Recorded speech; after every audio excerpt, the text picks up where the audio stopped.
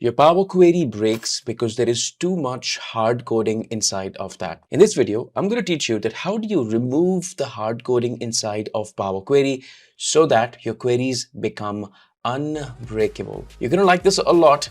Let's start. You know what's the hardest thing about learning Power BI? It is translation. The ability to translate the DAX logic or the M logic or data modeling into your own scenario, your own industry with your own data is really hard. And if you learn that, that is when you have truly learned how to use Power BI into your own business setting. And that is the reason why we are launching Power BI case studies. These are case studies in HR, in logistics, in finance, in supply chain, every possible industry that you can imagine. We are going to build a case study right from scratch, understand the moving parts of that industry, how the data works, how the business logic works, and then how do you transform that into a working solution that you can implement into your own business setting. Hard coding most likely happens when you're trying to combine the data from multiple tables and you're trying to expand those tables. I've got your case here. Take a look at my screen. So in this folder right here in the data folder, I have 3 Excel files, and these 3 Excel files are connected inside of Power Query. These are not Excel files but CSV files, but nonetheless I have connected them inside of my Power Query and I can take a look at the data. Now the objective is to be able to combine the data from all the 3 files. Let's just take a look at what is the roadblock that we hit. So first off, I'm just going to go over to the extension right here and I'll say that I only want to take a look at the CSV files. That's part 1. Then the next thing that I'm going to do is I'm not going to blatantly combine the button right here using the combine button, because that is going to create a lot of helper queries, which I don't really want at the moment. I am just going to transform these CSV files into readable tables and then expand those tables. To be able to create a new step, I'll click on the FX button right here, and now I'm going to start to write some piece of code. So I'm going to say that, hey, you know what? I am trying to transform one column of a table. So table.transform columns. I'll start the bracket. As the first part of the formula, it asks me what table are you trying to work with. So I'm trying to work with this entire table, and which is also there in the previous step. Then it says which column do you want to transform. So if I just go back to the previous step, the column that I'd like to transform is the content column. There are binaries. That means that there are CSVs in that column, and I'd like to transform that into a readable table. How do I say all of that? I'm going to come back to the step. I'm going to say that I would like to transform the content column. So content is the name of the column. Then I just want to pick up every single value of the column. So therefore each, and I'll just say, hey, why don't you just convert that into a CSV.document. That enables us to read the contents of the CSV. And if I close the bracket and press enter, you can see that we now have a table. This is damn awesome. You'll see that the headers are not promoted. So I'm just going to promote the headers as well. So I'll just wrap this around in the table.promote headers function, start the bracket and close the bracket all the way towards in the end, and then press enter. We are good to go. If you now take a look at the table, the tables are promoted with the headers. All seems to be good. At this stage, if I happen to click on the expand button right here, you're going to see that all of these names of the columns which are inside of the tables are going to get hard-coded. If I click right here, the names are hard-coded, and I don't really want that hard-coding. How do I solve for that? The next thing that I'm going to do is I'm going to somehow capture all of these names of the columns inside of a list and then feed that rather than actually moving that in a hard-coded way. So I'm going to go back and I'm going to say that I have 3 tables. I'd like to combine the data of 3 tables. If the column names are the same, then I can only pick up any particular table. But if the column names are likely to be different, then I can just combine the data. So I can make another step in between. So click and insert a step in between. Call this as column names. And what I'm going to do is I'm going to combine the data of all of these 3 tables. So I'll just say, hey, all of these 3 tables are there in the content column and I'd like to combine them. So table.combine. Not only would I like to combine the tables, but I'd like to just not combine the tables and the data.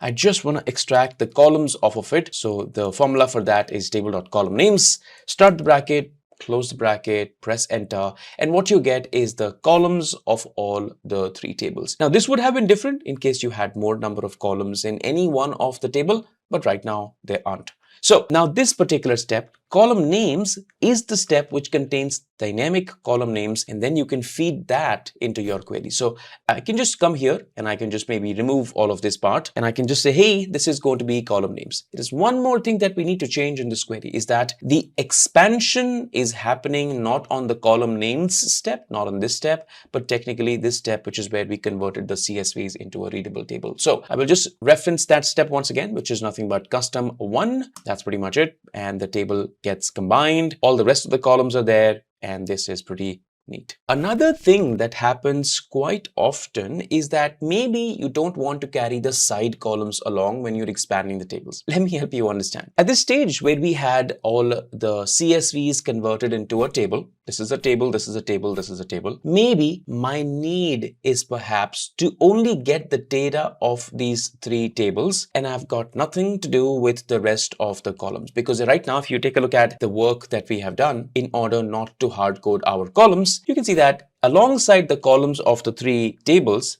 that were nested, we also have a couple of other columns right here: name, extension, date access, date modified, and all of that. In case you don't really want to have any of that, you just want to have the data of the 3 tables, then we can play a trick, and this entire thing becomes even more simpler. So I'm going to come to the last step. I'm going to click on the new step right here and reference it to the custom 1 step, which is where we had the 3 nested tables. Assume for one instance that we just want to combine the data off of these 3 tables. What do? I am going to write the square bracket and get the content column, which contains the 3 tables. And as soon as I do that, you're going to see that the entire column converts into a list. So you can see that this is now into a list. And now I can just wrap this around in the table.combine function. And if I start the bracket, you can see that it is asking you, hey, give me multiple tables that you would like to combine, but I'll only accept those tables should you give me in the form of a list. And that is nothing but a list with 3 tables. The order matches, the data type matches, and this is going to work. Feed what Power Query eats. That's the motto of my book on Power Query. In case you haven't checked it out, do check it out. You're going to love it. Nonetheless, I'm going to close the bracket in the end and press enter, and all the tables get combined, and there are no extra columns in there, and this is all good. The next most common thing that breaks the queries is the change type step. And if you happen to remove any column off of that and the column is not found, this is going to break the query. Take a look. So I've got all of these columns, and sure enough, I would like to apply the data type. And in order to apply the data types to all the columns at once, I can click on any particular column, press Ctrl A, go over to the transform tab, and I can use this detect data type button, click right here, and the data type is automatically detected for every single column. Should you want to change anything, you can change it, but for now we are good. Now let's just say that I've got the change type step right here, and obviously inside of that you can see that every single column name that was supposed to be applied a date or a text or whatever that is, the name of the column is hard-coded, obviously. Now that is fine because that might be the last step of the query, but in anything changes in the query, this is going to break the step. All right, so I'm going to go over to the previous step, and for no good reason, I will delete the amount column, press delete.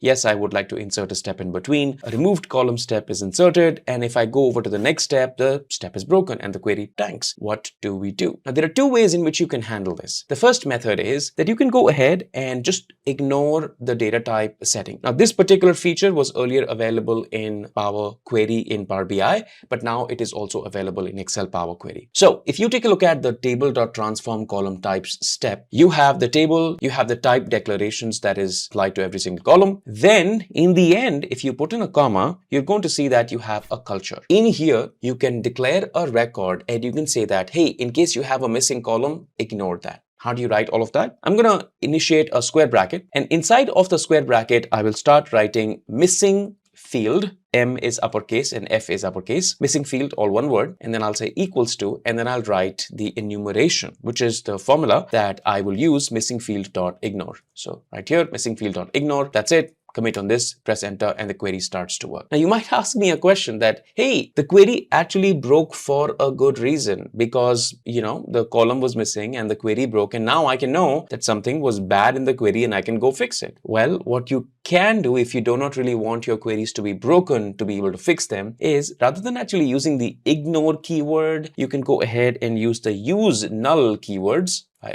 believe I can get the IntelliSense. Use null keyword. It is going to pop the column, but all the values of the column are going to be null. And obviously you will understand that something has gone wrong. Now this particular keyword, missing field.ignore, use nulls, is quite helpful, and it is just not available at the change type step, but also at a couple of other steps. I've done a detailed video on that. Should you want to take a look, please go check out that video as well. One more place where the query breaks is case sensitivity in Power Query. So in case you filter for any particular value and the case doesn't match, it is going to break. And I'm going to show you a nice technique to ignore the case sensitivity in case you would like to make your queries a little more robust. See this product column, and maybe I'd like to apply a filter to keep the products which are starting with the word MO. So like a monitor or a mouse, all of those need to be kept and the rest can be removed. Now, how would you go about that? You are going to click on that particular column, hit the filter, text filters, and we have something called as begins with, and I'm going to go ahead and feed that value MO right here. But intentionally, this time I'm feeding the lowercase m and o, which obviously is not going to work with the mouse or the monitor,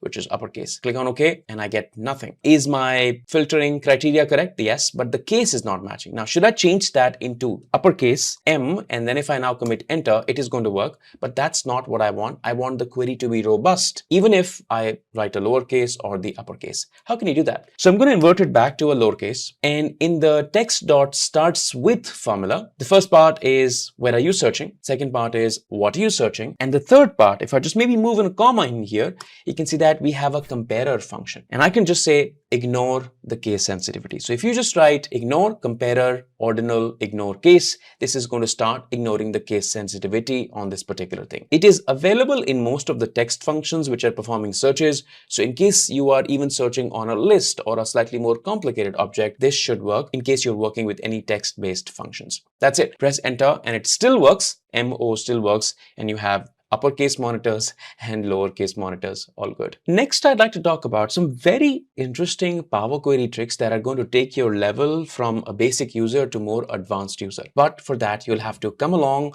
with me to a new video. Let's go.